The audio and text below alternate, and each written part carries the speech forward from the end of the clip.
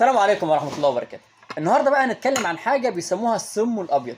السم الأبيض ده حاجتين اتنين اللي الناس عارفاهم دلوقتي، اللي هم حاجتين، اللي هم ايه؟ السكر أو الملح. احنا دلوقتي هنتكلم عن الملح. الملح من أقدم الحاجات اللي استخدموها في مواد حافظة على مدار التاريخ. أول سيرة بقى جابوته إمتى بالنسبة لاكتشافه؟ في الصين سنة 2700 قبل الميلاد. ده كانت بداية الملح. جينا احنا للراجل وقلنا له ازاي الملح بتتكلم عليه راح هناك بس في قلب الصين؟ اكيد جه في مصر، يعني احنا ناس ملوك التحنيط، اكيد هنستخدم الملح ده. قال لك اللي موجود اساسا الملح في الحضارات قبل ذكر الحضارات، يعني من سنة كام؟ يعني من سنة 6000، لا من سنة 4000 قبل الميلاد، يعني قبل الحضارات الإنسانية، قبل الحضارات الإنسانية.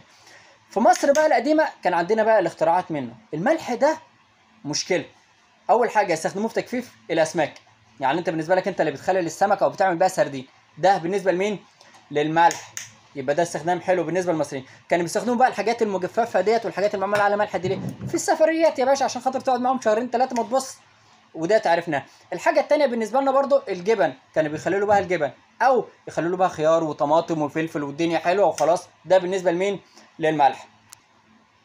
العراق العملية اختلفت، حضارة بلاد الرافدين استخدموا ملح هناك، بس وصلت بيه لدرجة القداسة. يعني ايه قداسة؟ يعني كانوا بيعتبروا حاجة مهمة خالص، لدرجة اللي هم قدسوا الملح وما اختلفش عنهم حاجة، كانوا برضو بياكلوا ويشربوا، عارفين اللي هم في الأكل والشرب. الرومان بقى قال لك لا الملح ده حوار تاني خالص، ده أغلى حاجة عندنا. سموه ايه بقى؟ الذهب الأبيض، لدرجة ان هم كانوا بيدوا مرتبات العمال عندهم بمين؟ بالملح. تخيل كده يا مؤمن لو مرتبك 3000 جنيه وصاحب المحل قال لك خد شويه ملح بيهم، يومك هيبقى ازرق. شفت سالري ديت؟ سالري اساسا متاخده مشتقه من اسم سالوريوم، ديت كانت موجوده في عهد الرومان عشان خاطر ما بنضحك على بعض. يبقى كده كان المرتب اللي هو ملح. تمام. لو بتعجبك الفيديوهات ما تنساش لايك وشير وسبسكرايب. السلام عليكم.